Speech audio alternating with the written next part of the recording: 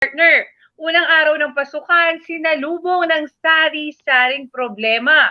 Matinding traffic, ilang hamon sa classroom at banta pa rin ang COVID-19 pandemic. Ang kinakaharap ng mga mag-aaral na nagbabalik face-to-face classes matapos ang 2 taon. Sa video ng Abante teletabloid reporter na si Jojo Sikat sa Pasay City West High School, makikitang hinati sa 4 ang gymnasium ng paaralan para gamitin classroom ng mga estudyante.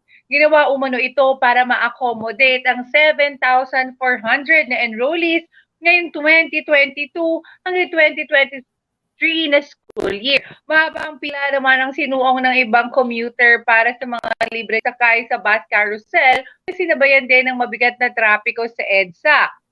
Samantala, Pangulong Bongbong Marcos at Vice President Sara Duterte mayroong paalala ngayong pasukan. Nagbigay ng pahayag si Pangulong Marcos para sa lahat ng mga estudyante na mag-ingat at sumunod sa health protocols para masiguro ang kanilang kaligtasan sa COVID-19. Naniniwala umano ang Pangulo na mas epektibo pa rin ang on-site classes kaysa sa bahay para magkaroon ng interaksyon sa kanilang guro at mga kaklase. Binigyang diin din ni VP Sara na kailangan na talaga ang pagbabalik face-to-face class at hindi na umano dapat gamiting excuse ang COVID-19 pandemic. Narito ang pahayag ni VP Sara Duterte. We can no longer make a COVID-19 pandemic as an excuse to keep our children from their schools. The Philippines has been reopening up just like the rest of the world has reopened.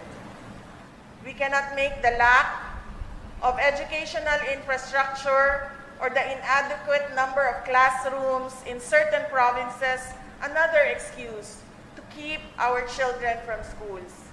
Hindi na po natin kaya na muling maantala pa ang pag-aaral ng mga kabataang Pilipino.